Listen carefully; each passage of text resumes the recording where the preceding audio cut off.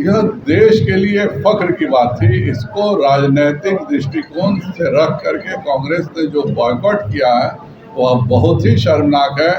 नीतीश कुमार जी को तो इतना डर लगता है जनता के सामने जाने से कि अगर उनके 10 किलोमीटर के रेंज में अगर कोई काला कपड़ा पहन के आप भी चले जाइएगा तो आपको भी गिरफ्तार कर लिया जाएगा। मुख्यमंत्री ही हर मिनट बदलते हैं तो जाहिर बात है कि ब्यूरोक्रेसी इसमें छिन्न भिन्न हो ही जानी है। मधुबनी आने का मुख्य उद्देश्य है कि विधानसभा सम्मेलन हो रहा है। भारतीय जनता पार्टी के एक योजना के तहत से प्रत्येक विधानसभाओं में सम्मेलन हो रहा है। आज विधानसभा सम्मेलन भी है और 16 तारीख को माननीय गृह मंत्री एवं सहकारिता मंत्री श्री अमित शाह जी का आगमन इसी जिले में झंझारपुर में हो रहा है। उसके निमित्त भी हम लोग सभी तैयारी कर रहे हैं और मुझे पूरा विश्वास है कि माननीय गृह मंत्री जी की यह सभा 1 लाख से ऊपर की सभा होगी, क्योंकि पूरे देश में G20 को लेकर के जो उत्साह बढ़ा है और जिस तरह से G20 में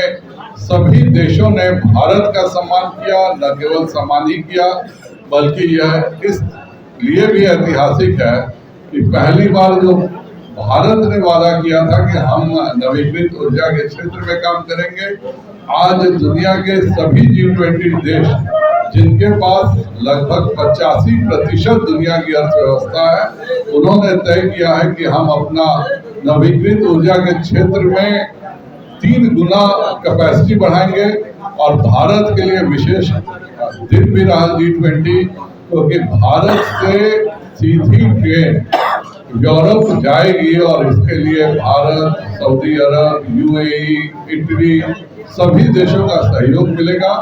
और यह सीधी ट्रेन होने से भारत के लिए यूरोप के दरवाजे हमेशा से खुले रहेंगे और ट्रेन से ट्रांसपोर्ट सस्ता पड़ता है। जहां चाइना एक तरफ बॉर्डर रोड इनिशिएटिव जिसको BRI कहते थे, वह सड़क मार्ग से यूरोप पहुंचने की सोच रहा था और उसमें भी इटली आज हट चुका है तो वो पहुंच भी नहीं पाएंगे। वहीं माननीय प्रधानमंत्री नरेंद्र भाई मोदी जी के नेतृत्व का देन है कि यह निर्णय हुआ है कि अमेरिका, यूरोपीय देश, सऊदी अरब और भारत मिलकर सहयोग से भारत से सीधी ट्रेन यूरोप के लिए जाएगी, जिससे भारत में बनने वाले उत्पाद यूरोप और अफ्रीका और मध्य एशिया में सस्ते दर पर उपलब्ध हो पाएंगे। सर, आप लोग एक तरफ बैठक कर रहे हैं, वहाँ नीतीश कुमार और तेजस्वी यादव भी अपने तमाम पार्टी के कार्यकर्ताओं के साथ, विधायक, पूर्व सांसदों के साथ बैठक कर रहे हैं। 2 दिवसीय बैठक तेजस्वी यादव की आज खत्म होगी, नीतीश कुमार की आज से चालू होगी।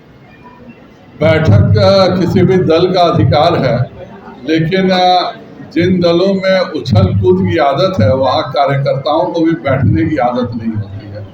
जब दल के नेता ही उछल कूद करते रहते हैं तो कार्यकर्ता तो जाहिर बात है केवल मजबूरी में चेहरा दिखाने जाता है।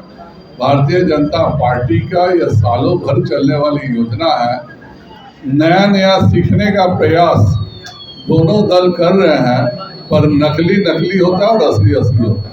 कांग्रेस भी कह रही है कि बैठक में खड़गे जी को और अधीर रंजन चौधरी को नहीं बुलाया गया G20 की बैठक में। दिक्कत यही है कि जो संवैधानिकताएं हैं उनका पालन किया गया है। कांग्रेस से मनमोहन सिंह जी आमंत्रित थे, उनके सभी उपाध्यक्ष मुख्यमंत्री आमंत्रित थे और अधीर जी ने स्वयं उससे अलग हुआ था। ऐसा नहीं उनको आमंत्रण नहीं था, अधीर जी ने स्वयं अपने निर्णय से अलग हुए।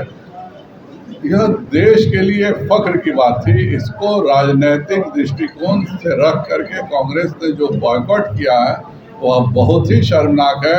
आज G20 के जितने देश के राष्ट्राध्यक्ष भारत आए थे, उन सभी ने भारत को आगे बढ़ाने का वादा किया, भारत में औद्योगिक निवेश का वादा किया और पूरे दुनिया में भारत के नेतृत्व को इस्टेब्लिश करने के लिए एक सभी ने मिलकर संपर्क किया। G20 की बैठक में भारत के सभी मुख्यमंत्री आमंत्रित थे। इसमें कोई कयास लगाने का कोई मतलब नहीं होता है।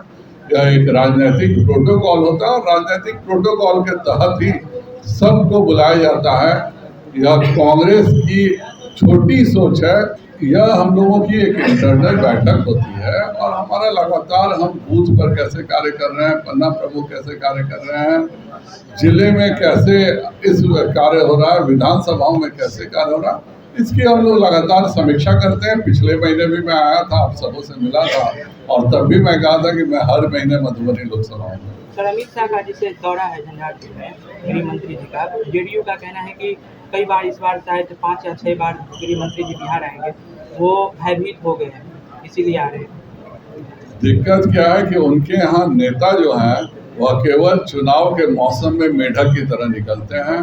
भारतीय जनता पार्टी के नेता काम करते हैं और काम का हिसाब जनता को देते हैं। नीतीश कुमार जी को तो इतना डर लगता है जनता के सामने जाने से कि अगर उनके 10 किलोमीटर के रेंज में अगर कोई काला कपड़ा पहन के आप भी चले जाइएगा तो आपको भी गिरफ्तार कर लिया जाएगा। भाजपा के जो केंद्रीय नेता हैं वह हमेशा जनता के पास जाके अपने कामों का हिसाब देते हैं।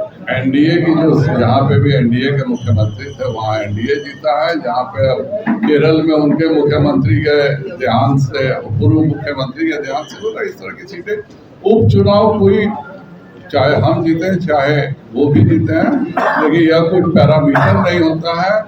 लोकसभा के चुनाव बिल्कुल अलग मुद्दों पर होता है। लोकसभा का चुनाव का मुद्दा यह रहता है कि देश का बागडोर कौन संभालेगा। यह जनता तय करेगी कि देश का बागडोर एक नेतृत्व नरेंद्र मोदी जी के पास हो या रावण के बड़े भाई जिसमें 26 प्रधानमंत्री होंगे उनके पास। जाहिर बात है वह जो भी आ रहे हैं, जितनी भी कार्य हुए हैं वह देश की जनता अच्छे से देख रही है। आप क्या किए यह भी बताइए। यूपीए के गठबंधन ने 10 साल किया, उनकी एकमात्र उपलब्धि यही है कि वह 15 लाख करोड़ का घोटाला किए। अगर इसके अलावा एक उपलब्धि है तो बता देना कि उनके समय में क्या होता था। उनके समय में बैंक के 58 लाख करोड़ रुपए मुफ्त में बांट दिए गए। हमारे समय में हम वह घोटालों के पैसे गरीबों को दे रहे हैं और गरीबों का आशीष ले रहे हैं। तो यह एक टेक्निकल इशू है और एसीएस और बीपीएससी का जो चेयरमैन होता है, दोनों एक ब्यूरोक्रेसी का अपने अपने विभाग का चीफ होता है।